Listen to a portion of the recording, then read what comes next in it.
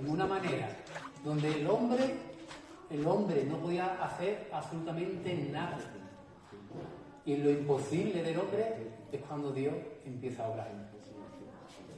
Cuando el hombre dice, ya no puedo más, cuando el hombre dice, por mucho que vuelta le da la cabeza, yo me siento paralizado, atado de pie y mano, y es cuando nos damos cuenta que tenemos de nuestro lado a alguien que es especialista en lo imposible.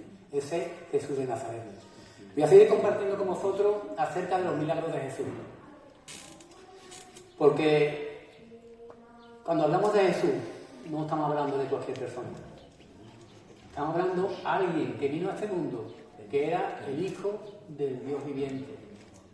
Alguien que vino a este mundo y lo transformó de una manera, de tal manera, que ya la historia en sí está marcada antes de Cristo y después de Cristo. La historia se divide en dos. Y eso es algo que no podemos negar, es algo evidente. Porque Jesús, el tiempo que estuvo aquí en la tierra, hizo cosas que jamás ni un hombre ha podido hacer, ni jamás podrá hacerlo. Hizo milagros, hizo cantidades de sanidades a los paralíticos, a los leprosos, a los ciegos, a los endemoniados, los liberaba, resucitaba a los muertos. Y eso ¿quién lo ha hecho en este mundo?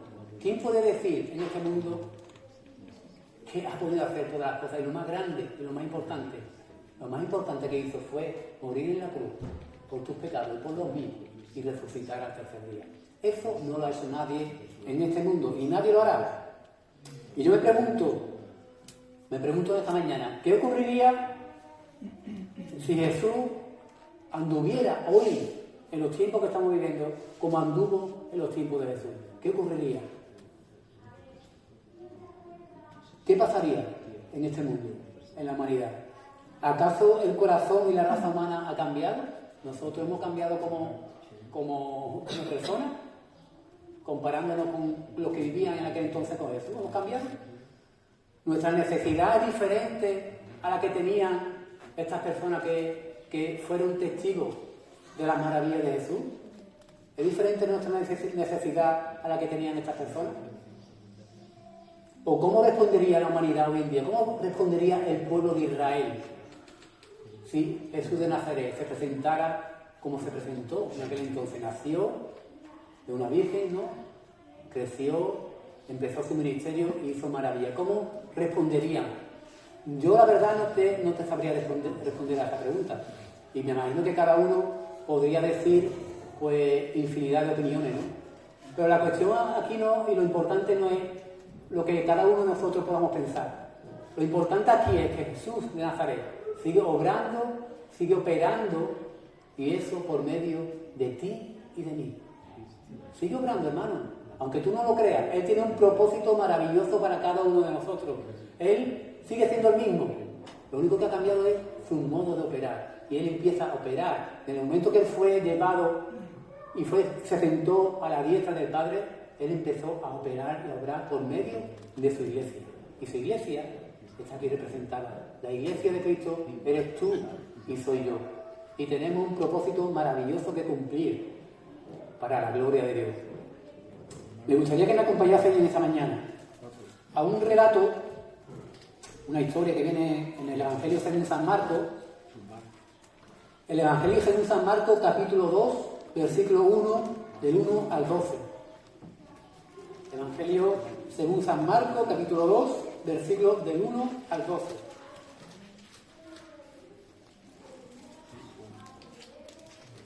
Por cierto, si aquí hay alguien que es gitano, soy yo, aquí no hay nadie que me gane. De gitano no tengo ni la pestaña, pero bueno, el apellido Flores, ¿no? Bueno, vamos a Marcos capítulo 2, versículo 1, y dice así, ¿no? Lo siguiente. Dice, entró Jesús otra vez en Capernaum después de algunos días, y se oyó que estaba en casa, e inmediatamente se juntaron muchos, de manera que ya no cabían ni aún a la puerta, ¿no? Y les predicaba la palabra. Fijaros la fama que llegó a alcanzar Jesús de Nazaret. Era un superhéroe. Yo creo que, bueno, lo que hizo antes, no había otro como él. Él hacía tantas maravillas que llegó un momento que su fama fue tan grande que incluso había veces que tenía que salir a un lado y a otro para que la gente se despistara un poquito, ¿no? Y bueno, pues para que su ministerio fuera de poco a poco, ¿no? Fuera él, visitaba un pueblo, otro pueblo, pero ¿qué ocurría? Capernaum venía a ser, como se puede decir, el centro de operaciones de Jesús de Nazaret, ¿no? Él salía y luego regresaba a Capernaum, ¿no? ¿Y qué ocurre?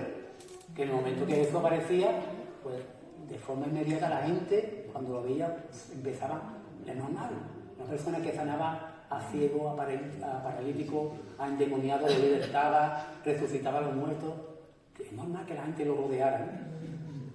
Y aquí la historia que estamos leyendo ocurre concretamente en una casa. Hay muchos comentaristas que dicen que posiblemente fuera la casa de Pedro. Además, de eso, si leemos el capítulo 1, vemos que es en casa de Pedro, justamente cuando él sana a la suegra de Pedro, ¿no? Tenía fiebre, estaba acostada en la cama, y Dios pues pone su mano y la sana y la restaura por completo, ¿no? Entonces, bueno, en verdad da igual que sea la casa de Pedro que no lo sea, ¿no? La cuestión es que estaba en una casa. Y Jesús rompe, en cierta manera, esa regla, esa norma que había en aquel entonces de que el templo de Dios o la sinagoga era el lugar donde se podían reunir las personas, ¿no? Jesús de Nazaret era una persona cercana. Era alguien que quería estar cerca de las personas, porque nadie mejor que él conocía perfectamente la necesidad que tenía cada persona. Y él se reunía en las casas. Yo me imagino precisamente las personas que se reunían allí, había de todo, ¿no? Había personas seguidoras de Jesús, personas que solamente se reunían para escuchar, por curiosidad, para ver un poquito qué es lo que decía este hombre, ¿no? Otros pues realmente iban no iban tanto por buscando su enseñanza, sino iban buscando pues la necesidad que tenían de suplir, ¿no? Entre ellos se encontraban los escribas y fariseos. Y estas personas precisamente no eran los seguidores más forofos de Jesús de Nazaret. Era más bien lo contrario. Estaban ahí al quite, esperando que Jesús cometiera algún fallo para en el momento poder acusarle, ¿no? Y quitarle, ¿no? esa importancia que él tenía, ¿no? Pues este milagro en concreto que vamos a ver ocurre concretamente en esta casa, vamos a decir que era casa de Pedro, y en este momento Jesús no estaba ejerciendo su labor de sanador, ni estaba echando demonios fuera, él estaba predicando la palabra. ¿Vale? Y si seguimos leyendo, dice lo siguiente, dice, entonces vinieron a él unos trayendo un paralítico, que era cargado por 4, y como no podían acercarse a él a causa de la multitud, descubrieron el techo de donde estaba, y haciendo una abertura, bajaron el lecho en que yacía el paralítico. Fijaros lo que ocurre en ese momento cuando Jesús estaba en un contexto de cercanía con las personas que le rodeaban, ¿no? Fijaros el hecho más inesperado, ¿no? Lo último que se podía esperar a las personas que estaban allí es que alguien subiera arriba de la casa y rompiera en el techo con la intención de bajar a una persona paralítica, ¿no? La parálisis llega a nuestra vida, por regla general, suele llegar pues a causa de un golpe, un accidente, lo que sufrimos, un trauma, ¿no? Es lo que provoca en la mayoría de las veces esa parálisis en nuestras vidas. Y yo no sé cómo te encuentras tú en esta mañana. A lo mejor quizás eres consciente o a lo mejor no. Pero a lo mejor tu vida y tú te sientes paralizado y ni siquiera sabes el motivo. Ni siquiera sabes qué es lo que te ocurre, que te levantas por la mañana y no tienes ganas de nada. Y pasan las horas, no tienes aliciente por nada y te sientes realmente bloqueado. Hay muchos tipos de parálisis. Este hombre era paralítico físicamente, pero al igual que compartía acerca del ciego Bartimeo, hay una ceguera más allá de lo físico y hay una parálisis más allá de lo físico. Hay una parálisis espiritual, una parálisis que nos tiene atados de pies y manos y nos paraliza. Y yo no sé lo que hay en tu vida, yo no lo sé, pero Dios sí lo sabe. Dios conoce perfectamente tu corazón. Y a veces podemos querer aparentar cara a los demás que somos fuertes, como decía nuestra hermana Macarena, pero Dios sabe perfectamente tu debilidad, sabe perfectamente lo que hay en ti que te tiene totalmente bloqueado y paralizado. Este paralítico estaba ahí, pero no hace absolutamente nada. Es un peso muerto. Él solamente se limitaba, los amigos lo cogieron, quizás algunos de esos amigos, digo amigos porque en el contexto podemos ver que tenía que ser alguien cercano a él, alguien que realmente se preocupaba por este paralítico, ¿no?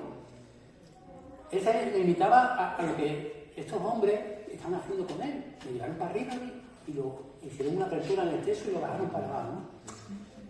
Yo me imagino, antes estaba preguntando aquí a nuestra hermana Macarena, que ahora no está, creo que salida del medio,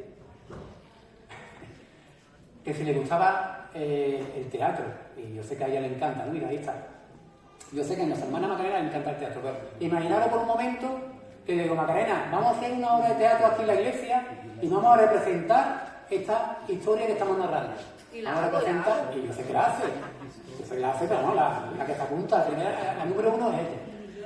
Y necesitaríamos más personas, los 4 que cargan al paralítico, necesitamos pues muchos extras, ¿no? Que hagan de multitud, que están rodeando al maestro, necesitamos pues uno que haga de escriba, otro de fariseo. Ese papel no le gusta a nadie, ¿verdad? Pero bueno, aquí hay un protagonista, ¿no? Aquí hay un protagonista y aunque no hace absolutamente nada, bueno, el verdadero protagonista es Jesús de Nazaret, ¿vale? Pero centrándonos ahora en el paralítico, en verdad el personaje central de esta historia es él, ¿no? Imagínate que yo te digo, Macarena, pues hace falta que alguien haga el papel de paralítico. ¿Te importa hacerlo tú? Y Macarena no está contenta porque le gusta el teatro. Y me dice Macarena, bueno, ¿qué es lo que tengo que hacer? Y digo, mira, Macarena, hacer no tiene que hacer nada. Yo, bueno, pero ¿qué es lo que tengo que hablar? Pero Macarena, hablar, lo que se dice hablar tampoco. Y entonces Macarena, lo más lógico, y conociéndola como la conozco, me dice, entonces ¿qué papel es que me has dado, David? Que no tengo que hacer absolutamente nada. Y es que realmente el papel de este hombre era así. No hizo absolutamente por no hacer ni siquiera ver. Pero ¿qué ocurre? Tenían 4 personas amigas suyas, 4 personas que la querían, 4 personas que se la ingeniaron de tal manera que hicieron lo imposible para que él pudiera llegar a los pies de Jesús. Qué bueno. Qué importante, hermano, qué importante, de verdad, es cumplir con la labor de cargar con aquellos que están necesitados y que necesitan de esa palabra de aliento, de esa palabra que solamente Jesús de Nazaret le puede dar. Él es el único que puede satisfacer y sanar y cubrir tu verdadera necesidad. En esta mañana, hermano, quédate con esto que te estoy diciendo. Ese es el único que puede saciar tu verdadera necesidad. Las necesidades de este paralítico iban mucho más allá de su parálisis física.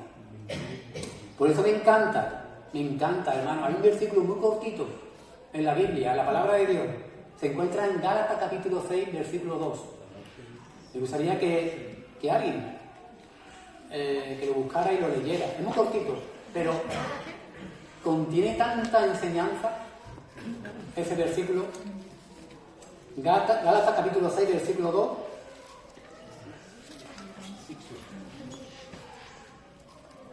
Sobrellevad los unos las cargas de los otros y cumplir así la ley de Cristo. Amén. Tremendo versículo, ¿verdad? Sobrellevad los unos las cargas de los otros. ¿Y qué es lo que dice, hermano? Cumplir así la ley de Cristo. Si quiere ponerle algún título a esta predicación, ponle este: cumpliendo la ley de Cristo. Es a lo que somos llamados, ¿verdad? Fijaros que está diciendo la ley de Cristo. Está la ley del Antiguo Testamento, muchas leyes. Dios impuso esas leyes también, ¿no? Pero si queremos llevar esas leyes a la plenitud, al cumplimiento completo, cumplamos la ley de Cristo. Y la ley de Cristo es amar al prójimo como a ti mismo y sobrellevar las cargas los unos de los otros. Me gusta también este esa historia que estamos leyendo en esta mañana porque pone en evidencia a la Iglesia. Pone en evidencia las dos clases de iglesia que puede haber. Porque seamos realistas, ¿no? Eso ocurre hoy en día, ¿no? Aquí, ocurre en todos sitios, ¿no? Por un lado podemos ver la multitud que rodeaba a Jesús de Nazaret en la casa, ¿no?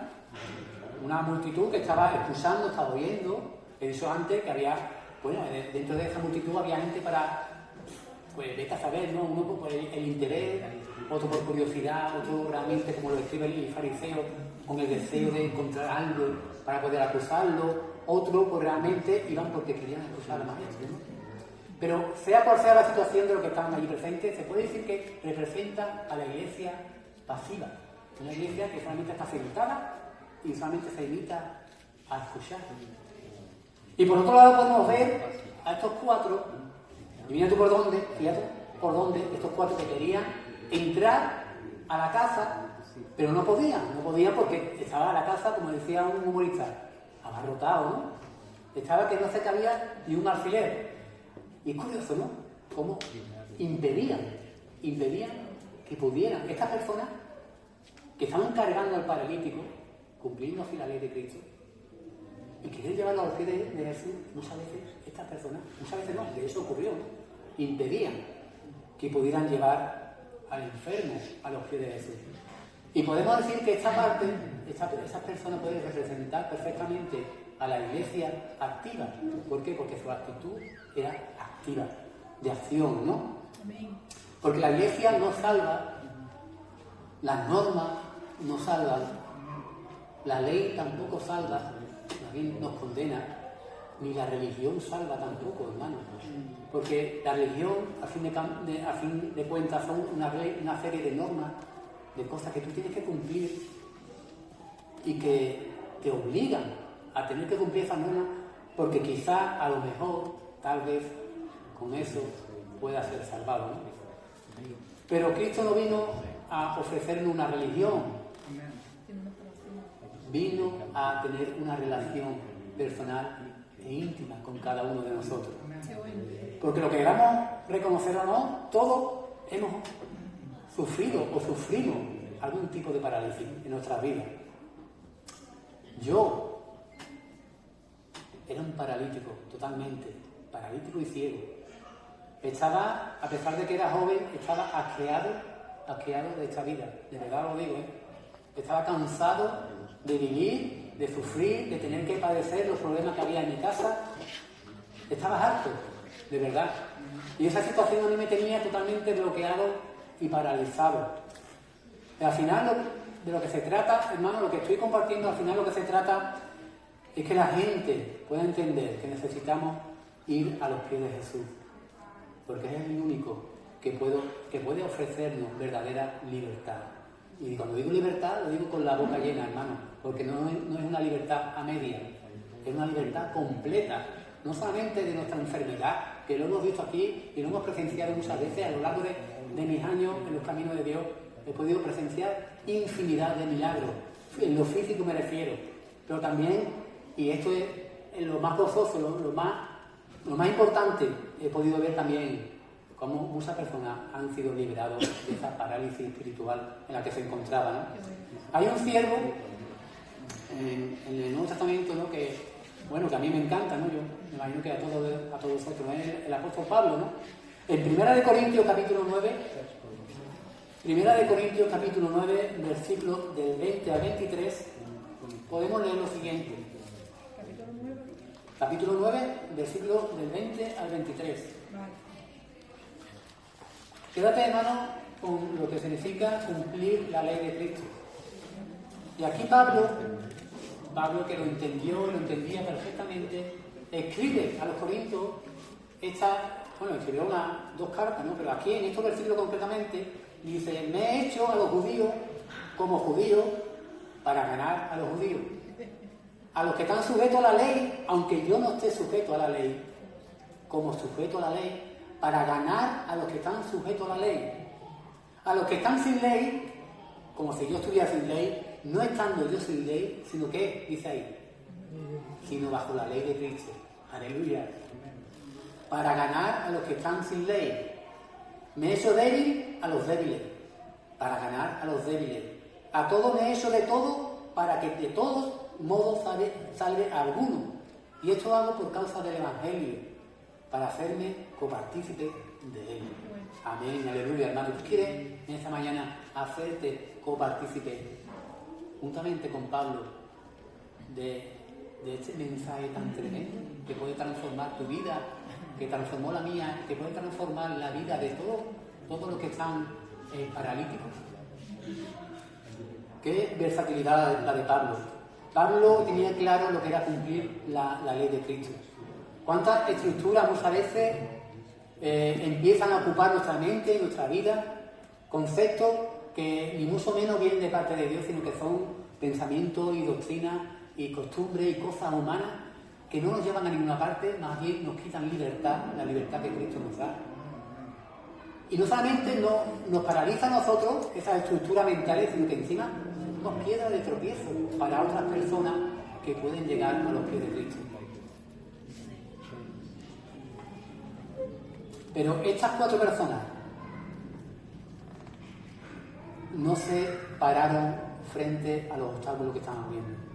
Fijaros que si pensamos en lo ético, en lo correcto, precisamente esta gente no hicieron lo ético ni lo más correcto. ¿Por qué? Porque yo me imagino que Jesús intenta trasladarte un momento a la cena y pensar la situación de Jesús compartiendo, enseñando, como Jesús enseñaba, que era el maestro de maestros por excelencia. Imaginar un momento ese techo cayendo miguitas del techo poco a poco y rompiendo, y me imagino que eso tuvo que impactar, tuvo que sorprender a los que estaban allí reunidos, porque la verdad ni era lo más correcto, ni era ahí estaban rompiendo todas las reglas, estaban destrozando. Si realmente fuera la casa de Pedro, conociendo cómo era Pedro, que no era una persona de temperamento, de carácter, me imagino que a Pedro no tuvo que hacer ninguna gracia. Hombre, era su casa, ¿no? A fin de cuentas, ¿no? Y a nadie le gusta que le rompan el techo, ¿verdad? Y más como está hoy en día la mano de obra, que te cuesta un dinerillo curioso. Bueno, pues esta gente se saltaron todas las normas, habidas por haber, porque lo importante era el objetivo que perseguían. Y el objetivo no era ni más ni menos que poner a este paralítico a los pies de Jesús. Y en el versículo 5 podemos ver, al ver Jesús la fe de ellos, dijo al paralítico: hijo, tus pecados te son perdonados. Qué grande, ¿verdad? Qué tremendo. Qué tremendo lo que Jesús, las primeras palabras que salieron de la boca de Jesús: hijo, tus pecados te son perdonados.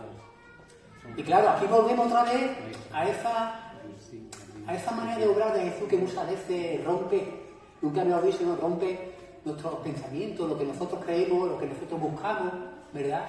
Muchas veces buscamos cosas de Dios y Él nos da una cosa que no es lo que buscábamos ni es tampoco lo que esperábamos.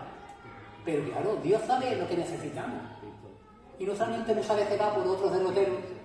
¿Por qué? Porque nuestra mente muchas veces va y está fijado en lo material, en nuestra necesidad física, material, lo que de comer, trabajo, lo que vestimos. Pero Jesús va, centra su primera palabra en la verdadera necesidad de este hombre. Hijo mío, tus pecados son perdonados. Me imagino que las personas que estaban allí reunidos, lo último que esperaban escuchar era esto. Lo que esperaban, ya después de haber presenciado todos los milagros que Jesús había realizado, era precisamente que este hombre se levantara y comenzara a caminar. Pero no. Lo primero que escucha es eso: hijo, tus pecados te son perdonados. El gran maestro sabía todas las personas que se encontraban allí presentes. Y estaba enseñando, no solamente de palabras, sino con eso. Precisamente estaba llevando a la práctica lo que estaba enseñando, ¿no? Allí había muchos observadores, había muchas expectativas, pero Jesús conocía su corazón, conocía perfectamente lo que tenía que decir en ese momento. Y aquí tengo que reconocer, mi hermano, que esta palabra, esta frase en concreto, a mí me dejó un poquito, nunca mejor dicho, paralizado. Me dejó un poquito bloqueado porque El hecho de que Jesús diga hijo, Dios no dice hijo a cualquiera, porque no todos somos hijos de Dios. Todos hemos sido creados a imagen y semejanza de Dios, pero no todos somos hijos de Dios. Y a mí me llamó mucho la atención esto mismo, que Dios dijera hijo. Porque si vamos a Juan, al Evangelio de Juan, capítulo 1, versículo 12, dice: mas a todos los que le recibieron, a los que creen en su nombre, les dio potestad de ser hechos hijos de Dios. A todos los que le recibieron y los que creen en su nombre. Y si vamos a Santiago, capítulo 2, versículo del 14 al 26. Santiago, capítulo 2, del versículo 14 al 26.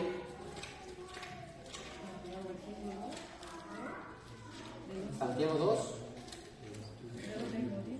del 14 al 26.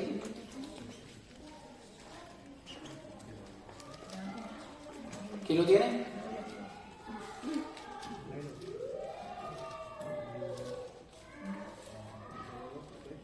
Santiago capítulo 2, del versículo 14 al 26.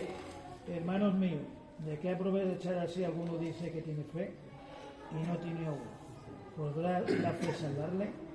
Y si un hermano o una hermana están desnudos y tienen necesidad de mantenimiento de cada día, y alguno de vosotros le dice: id en paz, calentaos y saciaos, pero no le dais las cosas que son necesarias para el cuerpo, ¿de qué aprovechará? Así también la fe, si no tiene obras, es muerta en sí misma. Pero alguno dirá: tú tienes fe y yo tengo obra. Muéstrame tu fe sin tus obras, y yo te demostraré mi fe por mis obras. ¿Tú crees que Dios es uno? Bien haces. También los demonios creen y tiemblan. ¿Más qué quieres decir, hombre vano? ¿Que la fe sin obra es muerta? ¿No fue justificado por las obras Abraham, nuestro padre, cuando ofreció a su hijo Isaac sobre el altar? ¿No ves que la fe actuó juntamente con sus obras y que la fe se perfeccionó por las obras? Y se cumplirán las escrituras que dice Abraham: creyó a Dios y le fue contado por justicia y fue llamado amigo de Dios. Vosotros veis, pues, que el hombre es justificado por las obras y no solamente por la obra de fe. Hasta el 24 ha dicho, ¿no? Hasta el 26. Perdón. Asimismo también Rahab, la ramera, no fue justificado por obras cuando recibió a los mensajeros y los envió por otros caminos, porque como el cuerpo sin espíritu está muerto, así también la fe sin obra está muerta. Amén. Versículo 19 dice: ¿tú crees que Dios es uno? Bien hace. También los demonios creen y tiemblan. También los demonios creen, hermano, y tiemblan. La fe sin obra está muerta. Porque ¿qué vestido le ponemos a la fe? ¿Cómo lo cubrimos? ¿Cómo le damos forma a nuestra fe? ¿Cómo podemos evidenciar realmente que hemos creído en el Hijo de Dios? Porque si tú eres médico, me tienes que demostrar que eres médico. Si yo voy al médico y lo que me manda, en vez de mejorarme, lo que hace es que me empeora, pues tú me estás demostrando que de médico tienes poco. Si tú eres arquitecto, me tienes que demostrar que eres arquitecto, ¿verdad? Muéstrame algunos planos que tú hayas diseñado, alguna obra que tú hayas edificado. Si tú eres cristiano, demuéstrame que eres cristiano. Nuestras obras no nos salvan, pero sí justifican lo que nuestro corazón cree y lo que nuestra boca confiesa. Tiene que ir acompañado, no necesariamente para nuestra salvación, porque somos salvos por gracia, ¿verdad? ¿Qué fue lo que hizo este paralítico? ¿Qué fue lo que hizo Macarena? ¿Que quería que me acercara? Nada, ¿verdad? No hizo absolutamente nada. Pero sin embargo, Jesús le dijo: hijo, tus pecados te son perdonados. Pero lo que evidencia, hermano, y esto tenemos que tenerlo claro, lo que cara a la galería, en el escaparate de nuestra vida, evidencia que somos cristianos, que somos hijos de Dios, son nuestras obras.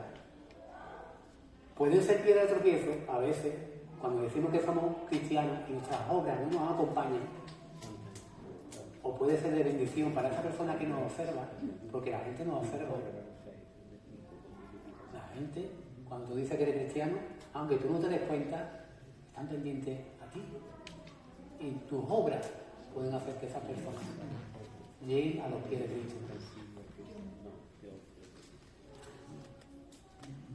Cuando Jesús le dice a esta persona, hijo mío, tus pecados son perdonados, aunque no es lo que están esperando allí mucha gente, el Señor está apuntando directamente a la identidad de esta persona.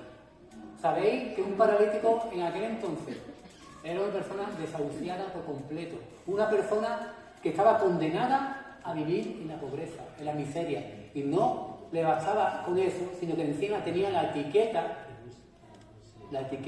de que era un pecador. Lo que sabéis, que se creía que aquel que sufrió una enfermedad en aquel entonces era porque había pecado, era un pecador delante de Dios, que esa era la consecuencia de ese pecado, ¿no? Y Dios, cuando le dice, hijo mío, tus pecados te son perdonados, está apuntando directamente a ese sentir que tenía ese hombre, cómo se sentía. Porque seguramente ese hombre incluso se habría creído que realmente estaba así por el pecado. Y Jesús le estaba diciendo, no, tus pecados te son perdonados. Yo te estoy devolviéndote tu verdadera identidad. Aquella identidad que no solamente te robó el pecado, sino que todos los que rodeaban te estaban condenando también por ese pecado. Da igual aquello que te haya estado paralizando todos estos años, hermano. Da igual aquello en lo que la gente te ha convertido. Lo que piensen de ti, lo que hayas cometido, me da igual, y al Señor le da todavía más igual. Da igual que esta vida te haya desahuciado y también te hayan desahuciado los que te rodean. Porque Cristo es el único que puede devolverte tu verdadera identidad. El único, porque el pecado te arrebató. Cuando te acercas a eso, Él ya está viendo tu corazón. Lo vuelvo a repetir, hermano. Podemos aparentar, podemos querer hacer ver lo que queramos hacer ver, da igual, pero Dios conoce nuestros corazones. Y detrás de nuestra máscara se esconde lo que realmente somos y como realmente estamos. Él está deseando que vayamos a sus pies arrepentidos, como fue este hombre. No abrió su boca, pero vuelvo a repetir que Dios conocía su corazón, reconociendo su verdadera necesidad, que iba más allá de la parálisis que tenía. Ver la necesidad, me refiero especialmente a la necesidad de la situación espiritual en la que se encontraban. Esa era la verdadera necesidad. Tu verdadera necesidad no es que Dios te supla de un trabajo, tu verdadera necesidad no es que Dios te dé el pan de cada día con el que te pueda alimentar. Tu verdadera necesidad no es la ropa con la que tú vistes. Tu verdadera necesidad es entender y comprender que el único camino que te lleva a Cristo y a gozar de la presencia de Dios por toda la eternidad es reconocer que Cristo Jesús pagó en la cruz del Calvario por tus pecados, derramó su preciosa sangre para limpiarte una vez y para siempre por todos tus pecados, pasados, presentes y futuros. En el versículo 6 podemos seguir leyendo, dice, estaban allí sentados algunos de los escribas, los cuales, fijaros, los cuales cavilaban en sus corazones. ¿Por qué habla este así? Blasfemia dice, ¿quién puede perdonar pecado sino solo Dios?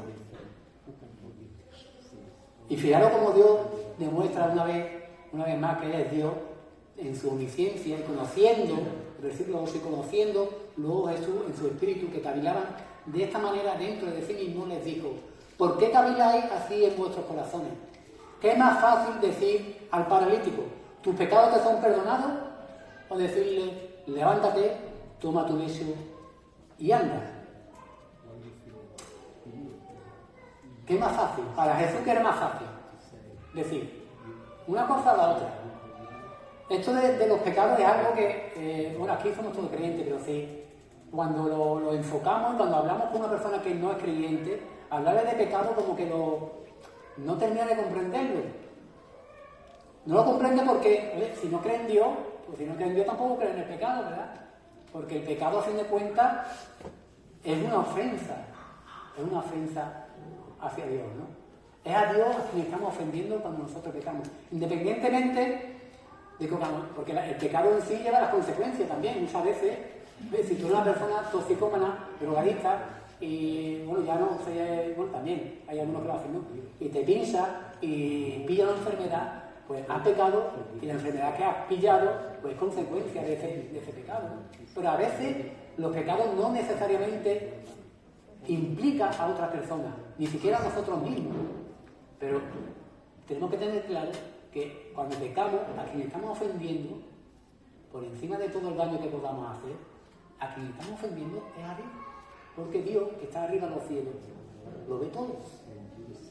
Lo que hacemos, lo que pensamos, lo que guardamos en nuestro corazón. Por ese motivo, cuando Jesús dice a este pobre hombre, tus pecados te son perdonados, se está poniendo ni más ni menos que en el lugar de Dios. En el Salmo 51, no vayáis, en el Salmo 51, versículo 4, dice el rey David de la siguiente manera, dice, contra ti solo he pecado y he hecho lo malo delante de tus ojos, para que seas reconocido justo en tu palabra y tenido por puro en tu juicio. Contra Dios solamente es con quien pecamos. Por este motivo los escribas, cuando escucharon esta expresión de la boca de Jesús, que estaban deseando pillarle, de momento ya se pusieron, ¿cómo puede decir este hombre estas cosas? Solamente Dios puede perdonar pecados. Pero tenemos que entender que Jesús es Dios y Jesús es también ofendido con nuestros pecados. Para Jesús sanar cualquier enfermedad es fácil. Pero si tú coges la Biblia y empiezas a leer el Evangelio, Él sanó a multitud de personas y no había enfermedad, no había situación que no se doblegara delante del Rey de Reyes. Él hizo los cielos y la tierra. Él es el Verbo hecho carne, la imagen visible del Dios invisible. Él es el gran yo soy. Y para Dios, sanarnos de nuestras enfermedades es lo más fácil. Pero ¿sabéis lo que ocurre? Que es muy fácil hablar, ¿vale? Aquí en Andalucía se estila mucho esto de darnos el pegote, el hablar, decir, alardear de lo que realmente no somos. Y los escribas y fariseos igualmente pensaron, porque yo puedo decir, hijo mío, tus pecados te son perdonados. Yo me acuerdo también cuando las personas tienen por costumbre de visitar a los videntes, a esas personas para que le lean el futuro. Es muy fácil decir, te va a ocurrir esto, te va a ocurrir lo otro. Hablar es muy fácil. Lo difícil es que se cumpla realmente lo que está diciendo. Lo difícil era que se cumpliera en este hombre, en este paralítico, tus pecados te son perdonados. Pero claro, es que el que lo estaba diciendo no era cualquier persona. El que lo estaba diciendo era plenamente consciente de lo que estaba diciendo, y por eso le pregunta a los escribas y los fariseos, ¿qué es más fácil? ¿Sanar al enfermo o decirle tus pecados te son perdonados? Porque, ¿sabéis por qué el Señor preguntó esto? Porque Él sabía perfectamente el precio que tenía que pagar para que los pecados de este hombre fueran perdonados. Él sabía perfectamente el precio tan alto que tenía que pagar, morir en la cruz. Hermano, sufrir en sus carnes una muerte cruel y violenta. Él fue azotado, golpeado, masacrado. Fue colgado desnudo de una cruz. Le escupieron en el rostro, hermano. Él sabía y él tenía toda la autoridad para decir a este hombre, hijo, tus pecados te son perdonados. Y para hacérselo ver a estas personas que eran sepulcros blanqueados, y dice, para que creáis y para que veáis que el Hijo del Hombre tiene potestad para perdonar pecados, a este hombre le digo, levántate, toma tu lecho y anda. Era innegable la evidencia.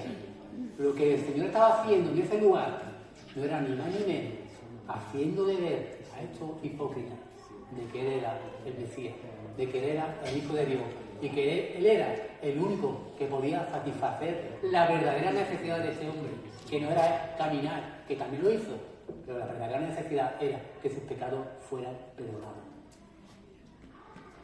En el versículo 10 dice lo siguiente, dice, pues para que sepáis que el Hijo del Hombre tiene potestad en la tierra para perdonar pecados, dijo al paralítico, a ti te digo, levántate, toma tu lecho y vete a tu casa.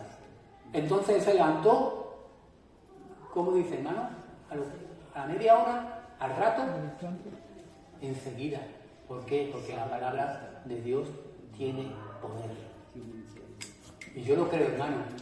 Yo creo que Dios puede seguir obrando y de hecho sigue obrando hoy en día en medio de su pueblo con la misma palabra y con el mismo poder en nuestras vidas. ¿Estás enfermo? Ponlo en las manos de Dios. También son los médicos una enfermedad que te paraliza. Ponlo en las manos de Dios. No tires la toalla. En esta mañana te digo, en el nombre de Jesús de Nazaret, que no tires la toalla porque Dios tiene la última palabra en tu vida. Y si vivimos, para Él vivimos, hermano, y si morimos, con Él nos vamos. ¿Dónde está la pérdida? ¿Dónde está la pérdida? Si yo me muero, si me voy delante de la presencia de Dios, ¿qué saco perdido, hermano? Yo creo que no pienso, yo creo que salgo ganando. Y ganas no me faltan, ¿eh? Hermano, no es poca cosa, voy terminando, no es poca cosa la labor que Cristo nos ha encomendado. La iglesia de Cristo no se caracteriza por ser una iglesia precisamente pasiva. Se caracteriza por ser una iglesia activa, una iglesia que carga a los necesitados y que lejos de pensar en su necesidad, en mi necesidad, pongo mi mirada en la necesidad del otro y cojo y lo cargo, como hicieron estos hombres, y a pesar de los obstáculos, lo cargaron y lo llevaron a los pies de Jesús de Nazaret. Esa es la iglesia que Cristo quiere, esa es la iglesia que Dios quiere usar para su gloria y para su honra. La iglesia está llamada a ser activa y cargar en sus hombros a todos aquellos que están paralíticos. Y no me refiero a la parálisis física, sino espiritual. Viene a ocurrir lo mismo que el ciego Bartimeo, ¿acordáis? Pero desde otra perspectiva. En Mateo capítulo 18, y ya termino, Mateo capítulo 18, versículo 18, dice lo siguiente. Mateo 18, versículo 18. Dice, de cierto os digo, que todo, fijaros la trascendencia, lo trascendente que es lo que Dios nos está encomendando, hermano. Acordaos de la ley de Cristo, cumpliendo la ley de Cristo. Dice el versículo 18, de cierto os digo que todo lo que atéis en la tierra será atado en el cielo y todo lo que desatéis en la tierra será desatado en el cielo, hermano. Lo que hagamos, hermano, como andemos, como vivamos en este mundo, como compartamos el Evangelio, hermano, es la llave que puede desatar la parálisis de las personas que nos rodean. Y si nosotros no somos capaces de usar ni trabajar en aquello que Jesús de Nazaret nos encomienda, ¿cómo esa persona va a ser liberada de esa parálisis? Va a quedar atada. Por eso dice el Señor, de cierto os digo que todo lo que atéis en la tierra, que yo dejo a una persona que está necesitada, lo dejo con esa atadura, atado se va a quedar. Pero si yo lo desato en el nombre de Jesús de Nazaret, esa persona va a recibir la libertad que necesita. Jesús de Nazaret y Dios tenía todo el derecho de fulminar al hombre en el mismo momento que el hombre le dio la espalda a Dios. En el mismo momento que el hombre pecó, Dios tenía todo el derecho y toda la autoridad como creador que es del cielo y la tierra y de todo lo que conocemos para fulminar al hombre. Pero ¿saben una cosa? Que no lo hizo.